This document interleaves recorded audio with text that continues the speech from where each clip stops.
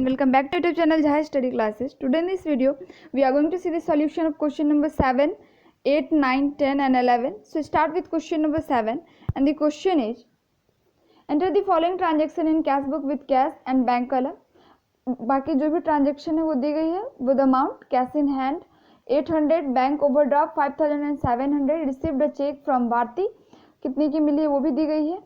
Next, deposit the above cheque into bank, cheque received from Pannalal, Bharti cheque return is honoured, Pannalal cheque was endorsed to Kamal, income tax paid by cheque that is 150 रुपये. Okay, सो ये सारे transaction है. हमें क्या करनी है, cash book बनानी है जिसमें क्या है डबल कॉलम वाली बनानी है, जो कि हमारा प्रीवियस वीडियो में स्टार्ट हो गया था. इसमें क्या करेंगे, कैश एंड बैंक कॉलम बनाएंगे. But before seeing the solution I just say कि देखो मैं सारे क्वेश्चन को जो है ना अब वन बाय वन अगर एक एक ट्रांजेक्शन को मैं पढ़ के आपको सॉल्यूशन बताऊंगी तो वीडियो बहुत ज़्यादा लॉन्ग हो जाएगा. तो मैं कोशिश करती हूँ कि जहाँ भी लगे कि हाँ ये अमाउंट कैसा है, आपको प्रॉब्लम हो सकती है, मैं उस चीज़ को एक्सप्लेन कर देती हूँ. इसलिए आप देख लोगे सॉल्यूशन और समझ लोगे जो भी मैं आपको बताती हूँ, पॉइंट क्लियर हो जाएगी. अगर फिर भी अगर आपको लगता है कि कोई अमाउंट आपको समझ में नहीं आ रही है, किसी पॉइंट पे आपको डाउट है, तो वो आप मेरे से कमेंट में पूछ सकते हो. Okay, now see the solution. Here the solution of question number 7, cash book with cash and bank.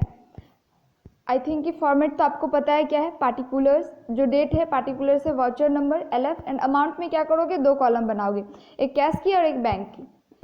Same CR side भी वही करोगे और जिस चीज़ से रिलेटेड, जो कैश से रिलेटेड है उसको कैश वाले में लिखो, जो बैंक से रिलेटेड है उसको बैंक वाले में लिखो. और जिधर डिफरेंस आए पहले कैश वाले का देख लो, जिधर डिफरेंस आए उधर CD लिख दो और उसके अगले साल जो है उसके ठीक अपोजिट में क्या करोगे, BD लिख देना.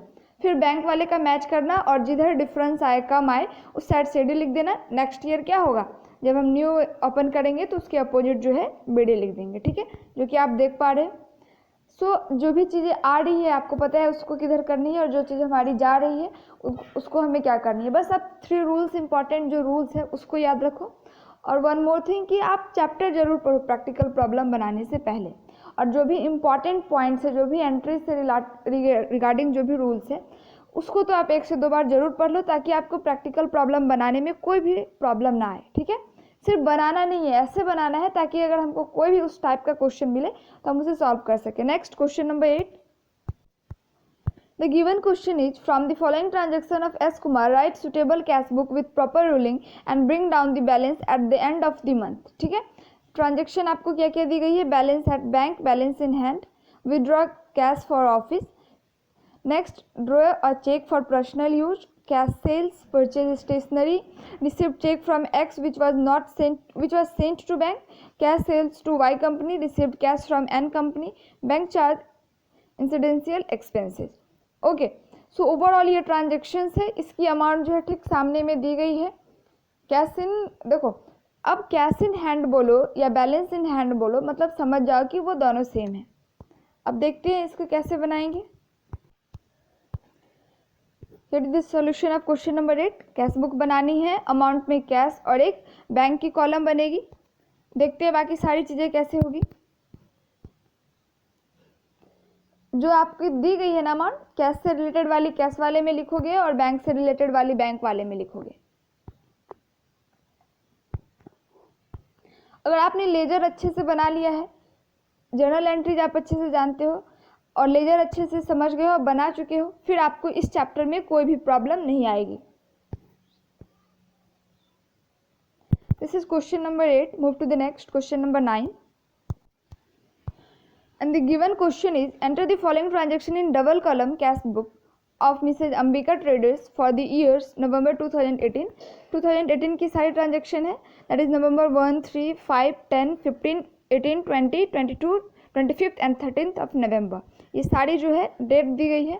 क्या क्या ट्रांजेक्शन है, commenced business with cash, amount is given here 50,000, open bank account with ICICI that is 30,000, purchase goods for cash, purchase office machine for cash, sold goods to Rohan and received check, cash sales, Rohan check deposit into bank, paid cartage by check.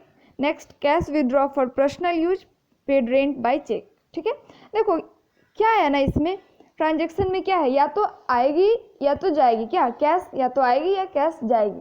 बस इस rule को हमें याद रखनी है, जब कोई चीज़ आ रही है तो हमें किधर एंट्री करनी है और जब जा रही है हमें किधर एंट्री करनी है। बाकी अकाउंट्स जो है ईजिली आपसे बन जाएगा। सोल्यूशन देखते हैं 9 नंबर का। So this is the solution of question number 9। बिल्कुल सेम है, अगर आप देखोगे तो 4 से लेकर के अभी तक आपने जो भी क्वेश्चन बनाया है वो बिल्कुल सेम है, सेम रूल्स फॉलो हो रहे हैं।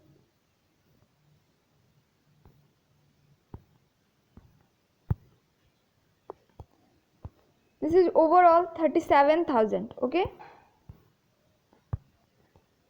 here it is 37,000.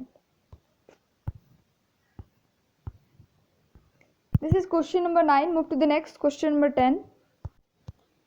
And the question number 10 is, prepare double column cash book from the following information of the year September 2017. जो भी चीज़ें दी गई है 2017 की सितंबर की सारी है। ट्रांजेक्शन कैश इन हैंड है 7,500, बैंक ओवरड्राफ्ट है 3,500, paid wages 200, cash sale 7,000, cash deposit into bank 4,000, goods purchase and paid by cheque 2,000, paid rent 500, next drew from bank for personal use 400 and salary paid that is 1,000। अब देखते हैं क्या हमारा, देखो जब आपकी हैंड में कैश इन हैंड या कैश एट बैंक है तो क्या करते हैं, इस साइड लिखते हैं, ठीक है। और अगर वहीं ओवरड्राफ्ट हो ना तो इस साइड लिखते हैं। तो समझ जाना, अगर कैश इन हैंड या कैश एट बैंक का बैलेंस अगर इस साइड आया हमारा, ठीक है, तो समझ जाना कि वो आपके पास है, एक्स्ट्रा है। वही अगर आपकी जो है कैश एट बैंक बोले या कैश इन हैंड बोले इस साइड आ रही है तो आप समझ जाओ, सीआर साइड वाले में अगर आ रही है तो समझ जाओ कि आपका क्या है, ओवरड्राफ्ट है। मतलब आपको क्या करनी है, पेड करनी है, उतनी की कमी है, ठीक है।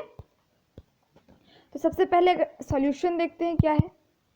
जो जो वैल्यू है वो लिखेंगे कैश से रिलेटेड कैश वाले में और बैंक से रिलेटेड बैंक वाले में। इसी को तो डबल कॉलम कहते हैं कि अमाउंट का डबल कॉलम बने।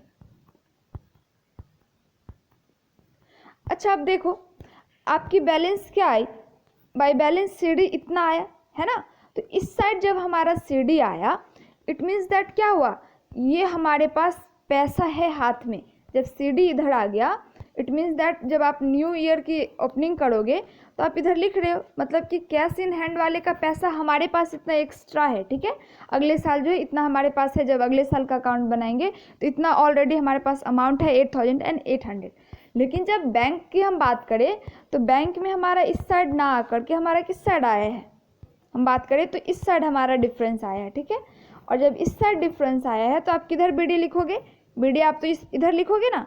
तो ये जो हुआ आपका, अगर बीडी इस साइड आ जाए बीडी बैलेंस तो समझ जाओ ओवरड्राफ्ट है। मतलब कि बैंक वाले जो है ना वो आपसे कितना मांगेंगे, 1,900 मांगेंगे ना, आपको पेड करना होगा, ठीक है। बैंक ओवरड्राफ्ट है। आई होप कि ये पॉइंट आप समझ गए। Move to the next question number 11। Question number 11 is cash and discount column. अब क्या है, इसमें कैश की बनानी है एंड डिस्काउंट कॉलम बनानी है। मतलब कि यहाँ पे क्या हो रही है कि डबल कॉलम तो बन रही है लेकिन ऊपर वाले में डबल कॉलम किस चीज़ की थी, कैश एंड बैंक की थी। यहाँ किस चीज़ की बनेगी, कैश एंड डिस्काउंट की। डबल कॉलम है लेकिन किस किस चीज़ की, कैश एंड डिस्काउंट की। देख लेते हैं ट्रांजेक्शन क्या क्या है। कैश इन हैंड है 1,500, paid to Neeraj 300, discount allowed by him 10 रुपये, ठीक है। कैश परचेज 400 की हो रही है, receive from R Prasad 980 and discount allowed to him 20 रुपये। Sold goods for cash 400, next paid to Virendra 295, discount received 5 रुपये, पेड वेजेस 50 रुपये, paid to Sanjeev in full settlement of his account which showed a credit balance of 400। Okay, ये full settlement वाला point मैंने आपको बहुत बार बताया है।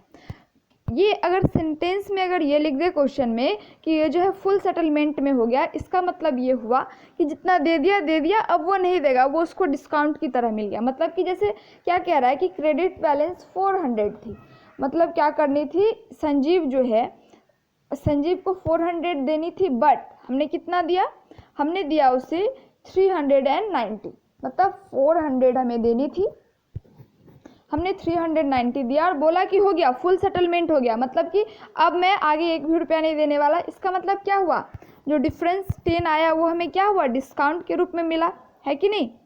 समझ गए आप। Now see the solution.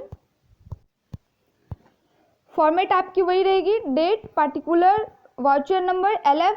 अब जो अमाउंट वाला कॉलम बनाओगे तो एक कैश लिखोगे और दूसरे में डिस्काउंट लिखोगे, ठीक है।